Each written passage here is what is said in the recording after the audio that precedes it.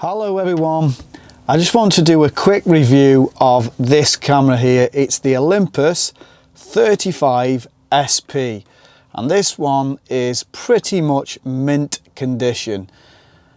I've never enjoyed taking pictures on anything as much as I have on this, and it's well worth doing a review on. So it's made in Japan. I'm just going to whip the case off and show you the camera itself and hold it up to the lens on there, and hopefully you can see it for yourself. But always make sure on rangefinders that you take the lens cap off. That is so important. But have a look at this. That's the camera, the Olympus 35 SP. If you look at it, the styling of it, you can probably make out that this here is very similar to the Fujifilm cameras, which people are going mad for at the moment. I think they're called Fujifilm X100s. They're a lot of money. They're like, I don't know, 1,200, 300 pounds, something like that. But they're actually designed, they're modelled off these old school rangefinders, particularly these old school Olympus rangefinders that I think you can tell by just looking at it. They are beautiful. Those things retail for about 1,300 quid. You can pick one of these up in mint condition for about 100 quid. Everything about this camera is all about function. If you look at the side there, you look at the lens, everything's on that lens.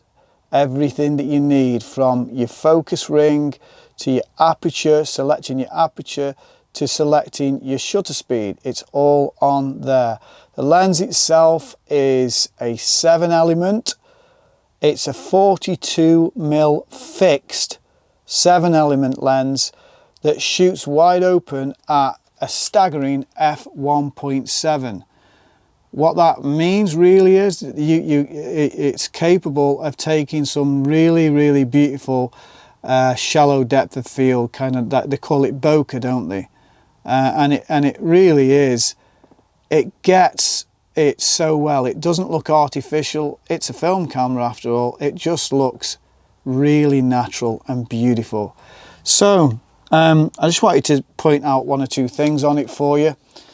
This is quite an advanced one. You can see on the back there that it's actually got a spot meter on it, which for its age, this is 50 years old, this camera, and it works perfectly. It's even got a spot meter on, so that's quite unique. It's also what you call a leaf shutter camera, which is a very silent kind of, you can hardly hear it. If you like street photography, anything like that, these cameras are excellent because they're very quiet. One of the main things about this particular one is that it shoots fully manual. It shoots aperture priority, it shoots shutter priority, but it also actually shoots in automatic mode, which is really unique for its age. I've just set it now to automatic mode. You should see there that you've got two A's lined up with two red lines. That's all you have to do to put this in automatic mode, and from then on you don't have to think about the light meter or anything like that. All you have to think about is your focusing. That's it. It does the rest of it for you. So for a camera that's 50 years old, this thing can do a lot, and it does it really well. Actually, I'll show you some pictures that I took in automatic mode. Now, it is a rangefinder, and all rangefinders are the same. They use a tiny little kind of yellowish patch inside of here. You're not looking through the lens, obviously. You're looking through the eyepiece here. And the way that a rangefinder works is you've got this little kind of focus patch. It's normally yellow. You focus, it's normally right in the center of the eyepiece. You just make sure that whatever image is in that focus patch, you'll see two images, and what you do is you turn the focus here, the focus ring here, until those two images become one. So let's say you're focusing on a flower.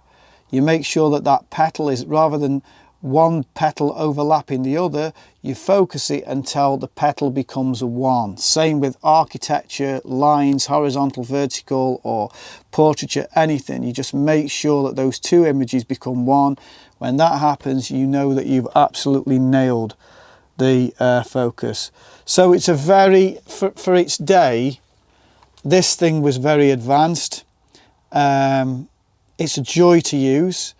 It's one of them that when you hold it round your neck, I think at least 3 times people have asked, what is that you've got around your neck? And it's a real conversation opener, actually.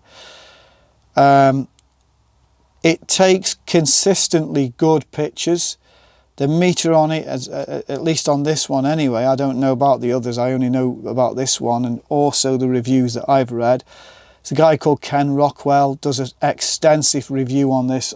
Just Google him, put in Ken Rockwell Olympus 35 SP, you'll see he raves on about these. He says that they are one of the best rangefinders ever made, and also that the particular lens on this camera is probably the best lens that Olympus ever made. It's a brilliant camera. So there are a few drawbacks. There always are with every camera. The first drawback is always remember to take off the lens cap, obviously, because you're not looking through the lens, you're looking through this viewfinder here. So if you make sure you take that off, it's pretty obvious. There's something unique on this one because this was the first one, the SP.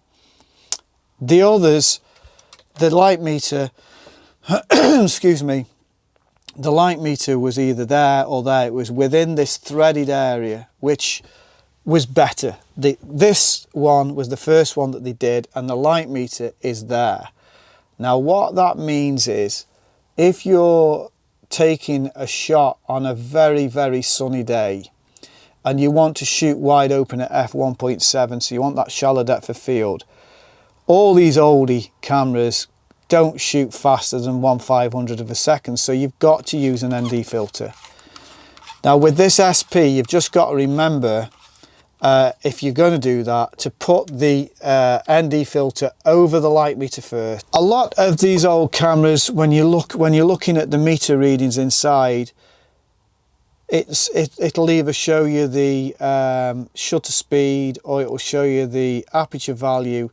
With this, because it's either you can shoot fully manual or aperture or shutter priority, it uses what you call an EV reading. You get used to it very quickly. You have an EV value. Let's say you look through and it might tell you the dial will go to, let's say, number 8. What you have to do is you have to dial in the number 8 onto that little part there. Once you've dialed in number 8 on there, you know it's going to be properly exposed. You can just play around with this till your heart's content. You can obviously shoot wide open, have a nice shallow depth of field, or you can shoot and make sure that everything is in focus.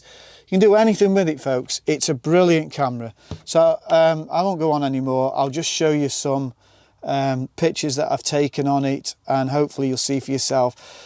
It's a joy to use. It's just been one of those things during this lockdown that's gone on for over a year now. I've had this for about a year. Even though everything else has been pretty negative about this year, using this has been an absolute pleasure. So here's some pictures.